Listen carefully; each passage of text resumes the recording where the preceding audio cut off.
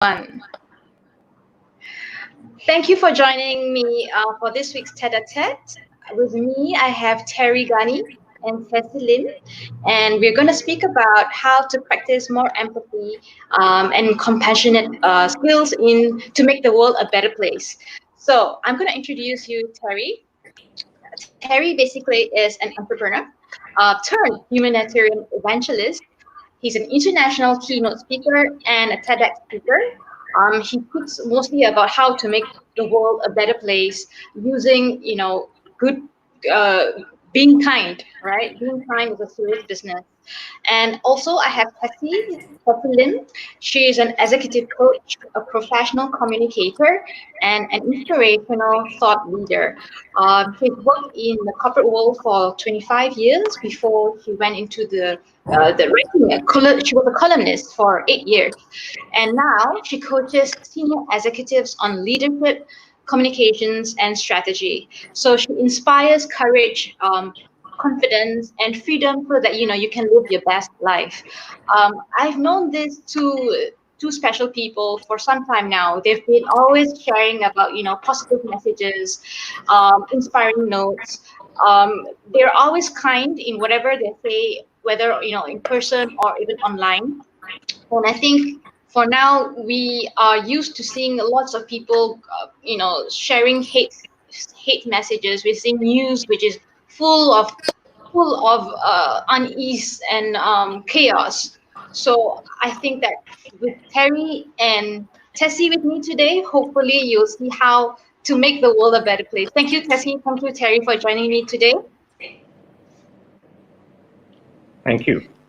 Yeah. Say hi to everybody who's out there. Hi, everyone. So we focus on so many things, in our daily lives. We're always so busy. We are always rushing from one thing to another, and then sometimes we forget to take a seat back and then just reflect. We get angered by little things happening around us, and we spread a lot of hate more than love. So how do you define empathy, and how is it different from compassion or sympathy? Tessie? Well, firstly, I want to talk about what you said, that busyness relates to short-temperedness, and how easy it is to lose your temper, to get angry. That in itself is a behavior pattern that we must check, because it does not have to be related. It's not this equals that. There need not be any connection between busyness and short-temperedness, or busyness and hate, or rage. That capsule needs to be checked. That's the first thing I wanted to say. The second thing is the difference you asked between empathy and compassion. I would say compassion is the ability to care for another person, to express concern for another person. That would be compassion. And empathy is more the ability to understand what another person is going through. And sometimes we call an empath, the ability to feel what another person is feeling. So that's my take on it. Thank you, Tessie. And Terry, what would the difference be between these two and sympathy? Yeah, exactly like Tessie. Empathy for me, it really means how a person can feel what the other person is feeling. And that's a very powerful thing. That's quite energetic, because it's not just looking at the person's face, but actually feeling that. I think the best example is being able to project yourself in the shoes of that other person and feel exactly the way that other person is feeling. Sympathy, on the other hand, is where someone can actually understand what the person is feeling, as opposed to just feeling. Yeah? And of course, compassion is the willingness to relieve the suffering of another person, very much like what Tessie talked about. And all three of them are basic components of being human. And so we are the only people, or the only animals in the world, that can actually go through all these three things. And that's such an important component of being human. But what is sad is that these virtues are starting to disappear. And that's why we have the problems we have in the world. So this is why we are all talking on this particular chat group, which is wonderful. Thanks, Hanniz. You're welcome. So, humans are pretty quick to take sides. And when you take one side, you take the perspective of that side. You see the painful parts of that perspective and emphasize with them. And that empathy can actually feel seeing the other side as a darker side or more dubious. So empathy can actually make us more polarized instead of bringing us together. How can we avoid this biased empathy, Terry? Well, this is going to be a challenge, but it's not unteachable. It is teachable. For me, just like Tessie, I'm very much an empath. And being an empath, what is so beautiful about it is that because you can feel what the other person is feeling. So being an empath with obviously a big heart, you are able to feel the feelings of not one side, but all sides. Which means if, say, let's just take the consideration of, say, Black Lives Matter, for instance. So you've got the people talking about Black Lives Matter. Then the other people who are not Black don't understand that. Yeah? So for me, I can actually feel both sides. And by doing that, you're able then to bring these two groups of people together to understand each other. And that's how the only way I feel the world can move forward, by being that bridge, and empath can be that bridge. That's my take. Thank you, Terry. And Tessie, what is your take? It boils down to intention, I feel. If we want something, we will find the right way to get that something. But if we don't have our intentions clearly spelled out, or if we aren't clear about what our objectives are, it's easy to be swayed by the energy in the room, so to speak. So a mature person, a person who's got a grip on as much of their resourcefulness or as much of their potential as possible. I'd like to describe that person as a mature person. The person is able to allow a different perspective without feeling challenged, because that mature person is able to put ego aside, to step aside from one's own identity, one's own belief systems, and be open enough to let another perspective rest in the space between me and another person, let's say, and consider that there could be some benefit and value coming from the other side, even though it may not be the same as what I believe. So that takes a really high level of consciousness and a really clear set of intentions, being really intentional that I want to be a person of peace. I want to bring the value of peace and a sense of safety, a sense of belonging to whomever I'm going to work with.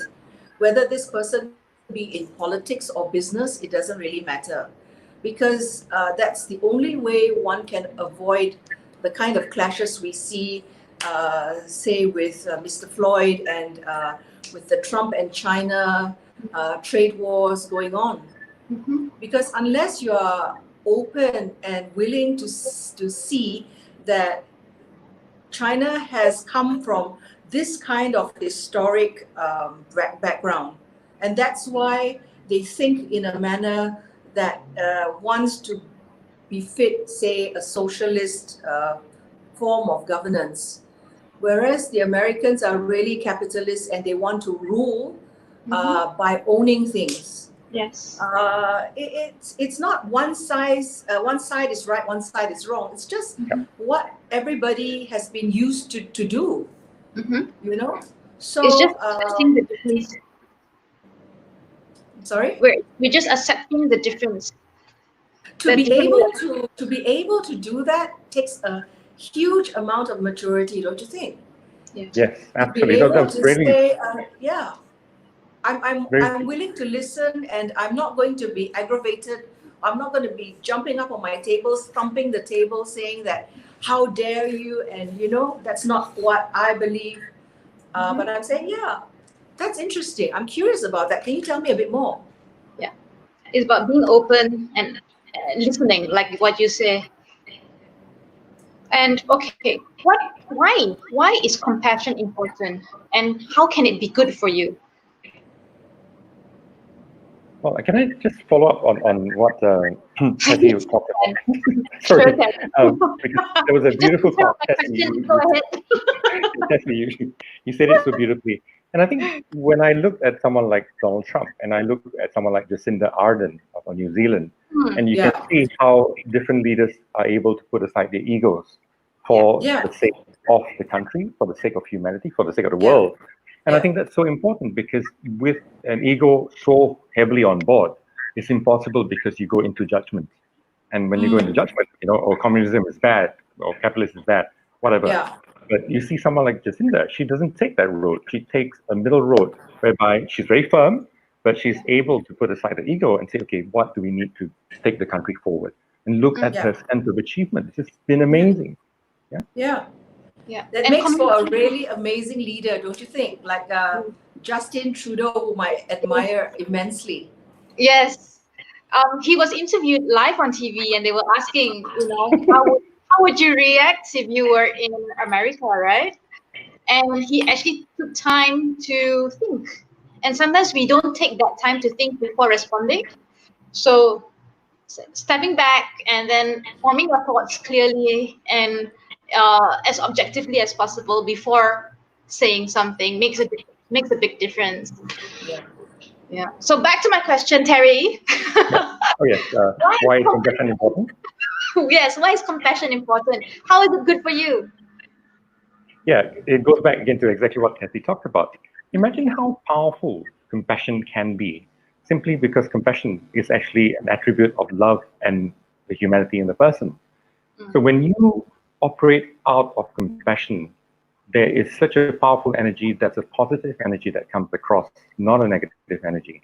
You see things with love, therefore there is no judgment. You see things with love, whereby the objectivity is there to resolve an issue, to find a way to make things go forward, as opposed to blaming, name calling, or whatever.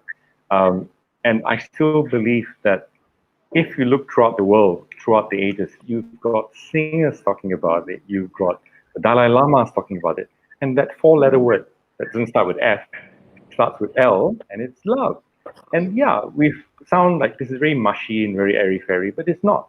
Because if you look technically at all the various religions in the world, it was based on love, but unfortunately it's been hijacked by human beings for their own agendas and use it, to control people.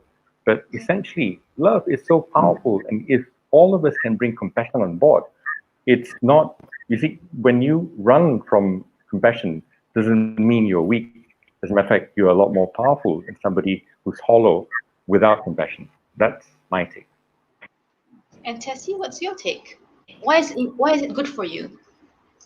The other day, I was talking to a client, and he yelled at me, "You have no empathy," he said. And I was taken aback for a little while. And it came from me telling him he wasn't weak. And I was telling him it's about time you put the excuses aside and became accountable. And weakness doesn't look good on you, I said. And then he said, "You have no empathy." He pushed back. And I sat there and I held that space. He was obviously angry because he thought that I was judging him. But actually I was holding his feet to the fire, if you know what I mean. I was not letting him get off the hook as his coach. I was holding his feet to the fire, making him stand up for what he truly was in terms of his potential, his abilities. And he ramped back at me saying that you have no empathy. And I said, I am not going to be your enabler. I'm not going to be your enabler. I'm not going to enable you to back out of this situation, to squirm off from your responsibilities. I'm taking you to task. So do you see the difference between his perspective and mine? What he wanted me to do was to, oh, poor thing, let me see how I can support you. That is a game. That was obviously a game he was playing with me. And Psychology. I didn't take the bait. I didn't take the bait. As his coach, I didn't take the bait. Yeah. I held his feet to the fire, and for a moment it didn't go down well. But that was a risk. That was a risk I was prepared to take. Because change is not going to come easy. Immediate. Yeah. And if I was going to hug him and be oh, poor you, and let's see how we can get you help, that would have been letting him off the hook.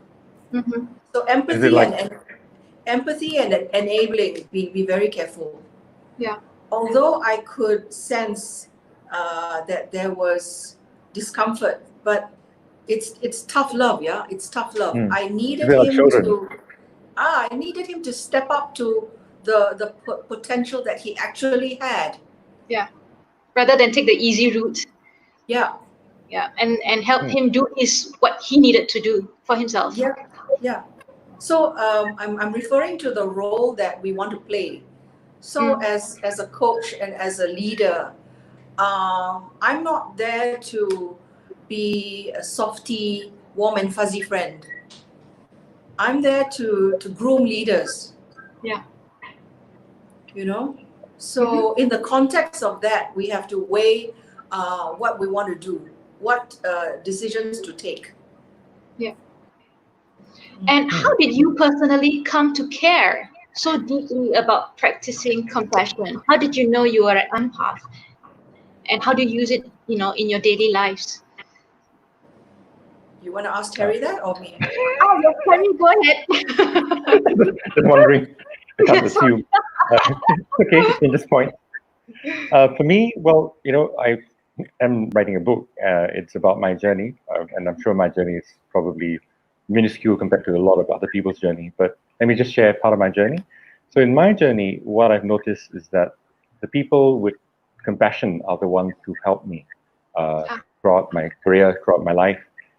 I've been very, very successful. I've also been from a hero to a zero, where I went crashing completely past zero to negative.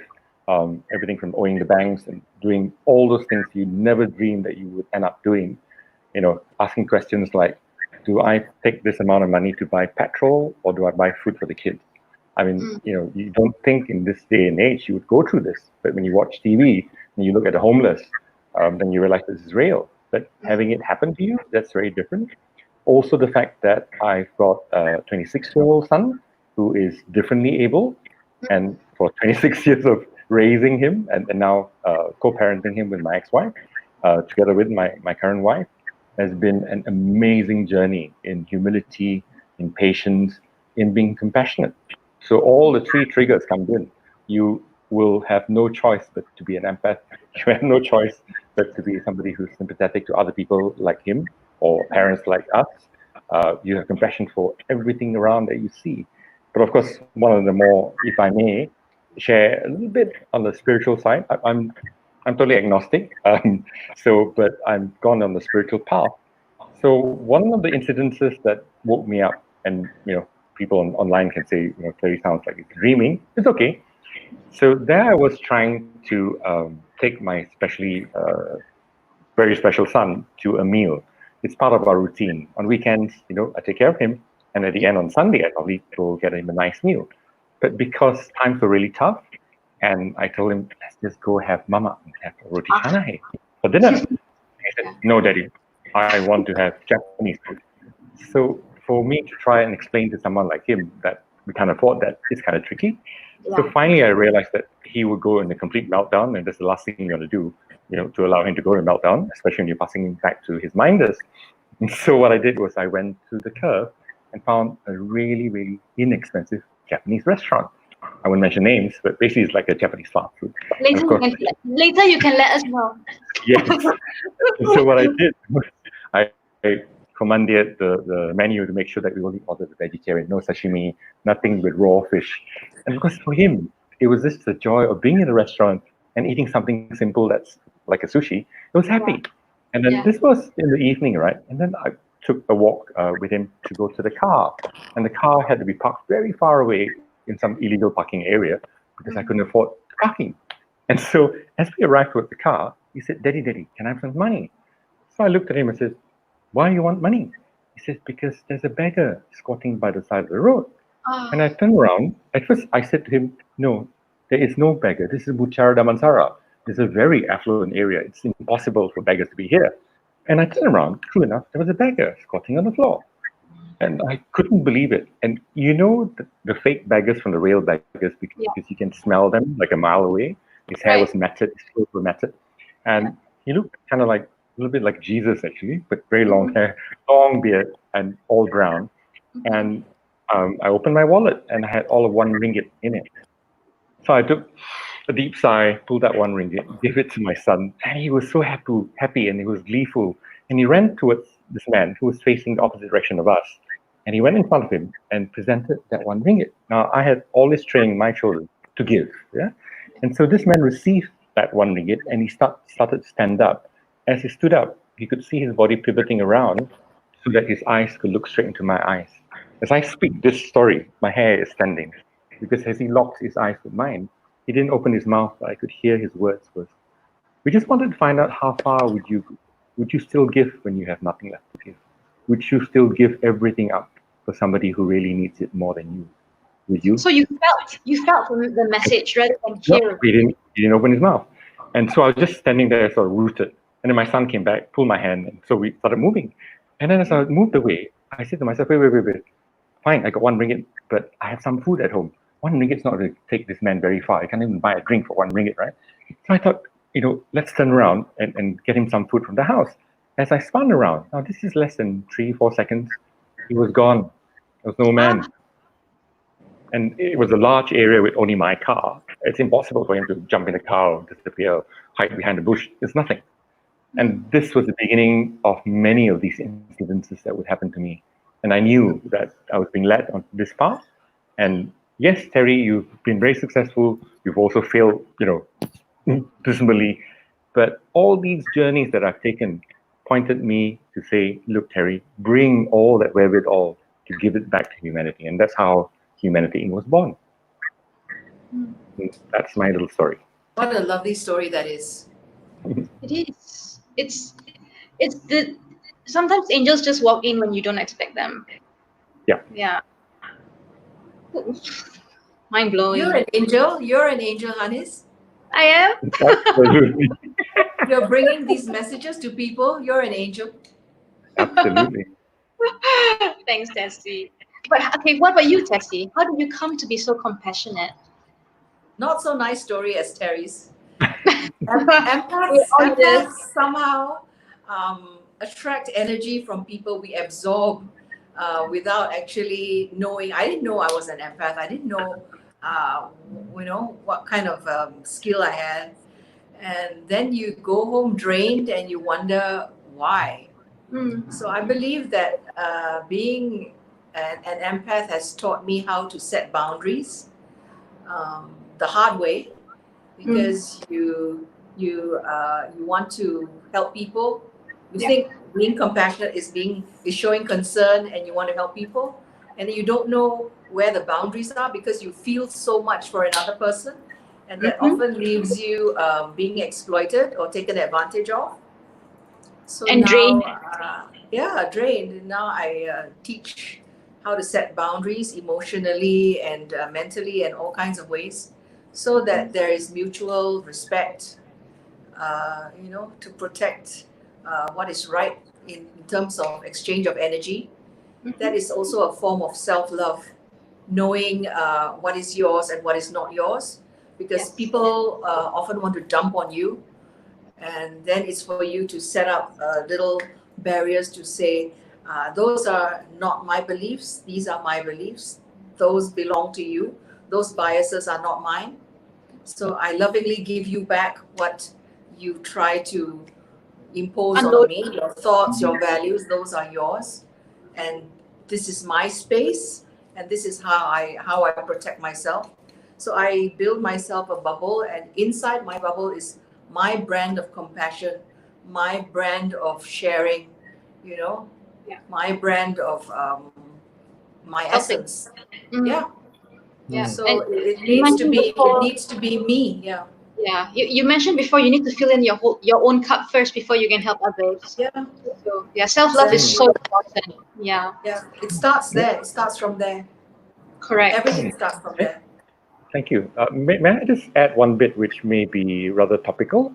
And Sure. this is one of the things that prompted me to go into very much compassion and empathy. Sure. As some of you know, Hanniz, I'm sure you know, because you're very similar to me, my ethnic background is mixed into four. In other words, I'm the sum of four different ethnic groups. And thanks to my parents and grandparents and wonderful people. And so throughout my entire life, I was a bit like a chameleon because I had four different DNA running in me. And because I lived in different countries, I worked in different countries, and I was the subject or the target of racism in many countries in different ways. And the beauty of who I am is because, some people can't even figure out what I am, which is fine, because to me, I'm the human race. I don't really care what I'm supposed to be. But what it helped me see was I would be in the company of a certain component of my race, and everybody accepts me and think I am one of them. And they start talking about the other race that they despise. And I'm also part of that other race. So I'm part of four different races. So I hear and I feel all the things that most people will never see or hear.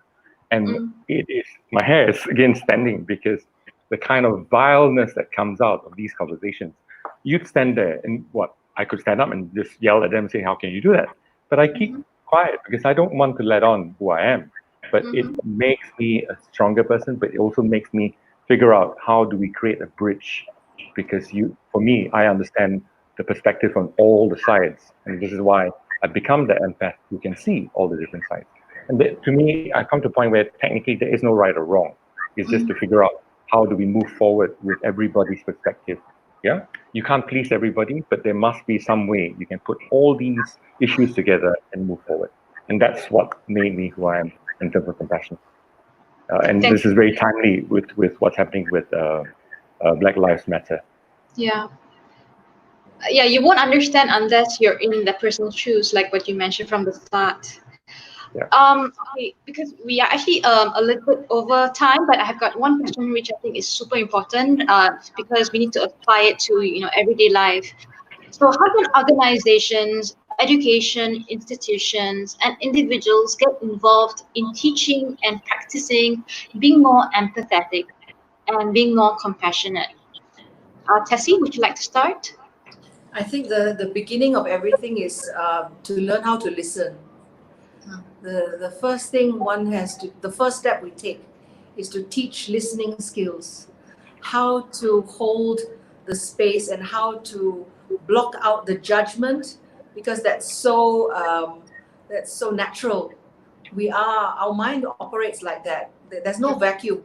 Every time you think a thought, there must be a thought. There must be a thought about a thought. So to stop that cycle, to keep it a blank it requires some training. When someone is speaking, there's a narration running in your mind. That one has to be switched off so that when somebody is speaking, you hear nothing else but that person speaking. I tell you, that takes a lot of training. So I would say, please teach people how to listen. Please teach people how to listen, and please teach people how to be encouragers and cheerleaders, because there's too many critics already. True.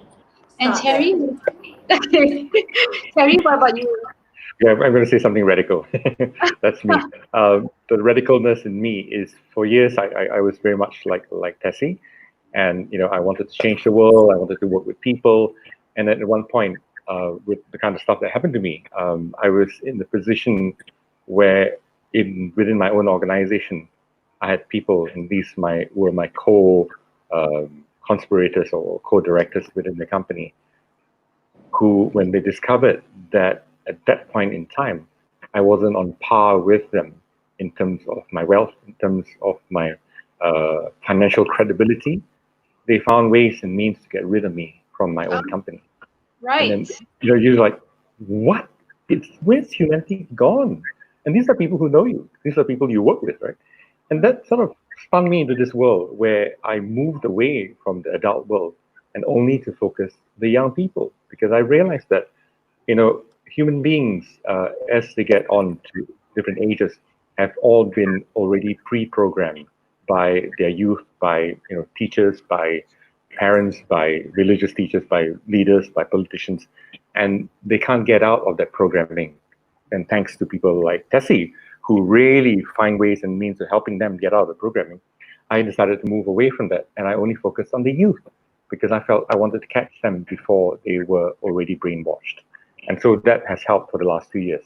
And it's only recently I've realized that, Terry, with all the learnings that you've done with teaching and motivating and inspiring the youth to be a better version of themselves so that they can be better adults and better people to make leaders of tomorrow, I said, hey, hang on, can I get some of those learnings to then bring it back to adults? So this is what I'm starting, and it's basically called The Art of Being Human, which very much talks about compassion and empathy. And the biggest hindrance to me is this thing, especially in a world that's very patriarchal, and this is worldwide, that most organizations are driven with a very patriarchal sense, and misogyny kicks in, where men always hold the upper lip. You cannot cry, you cannot show compassion, you must be strong, mean, and hard. And that's not necessary, because to a lot of people, it's being weak. And that's also the function of the ego. And for them to be who they should really be, they have to find a way to manage that ego. And this is where we are coming in with The Art of Being Human. Yeah. Is that the name of your new book? How did you guess? Yes. Okay. You didn't hear it on Haniz's show. Yes, you did. When you do launch that book, you'll be back on the show. You know that, right? I'll give you exclusive rights. Okay, so I'm going to wrap it up. Thank you again for joining me. For those who want to reach out to Tessie, how can they reach you, Tessie? You can find me on Facebook, or you can send me an email at tessielim@tessielim.com. Okay. And Terry? Similar, you can find me on Facebook, just terry.ghani, or terryghani@gmail.com. Either way. All right. I won't give out my phone number at this point. Okay. Thanks so much, Terry. Thanks so much, Tessie. Thank you very much for having us. You're most welcome. Thank you so much. We look forward to seeing you again. And please subscribe to our channel. Thank you, and see you next week. Take care. Thank you, Hanniz. Bye. Bless you. Bye, Tessie.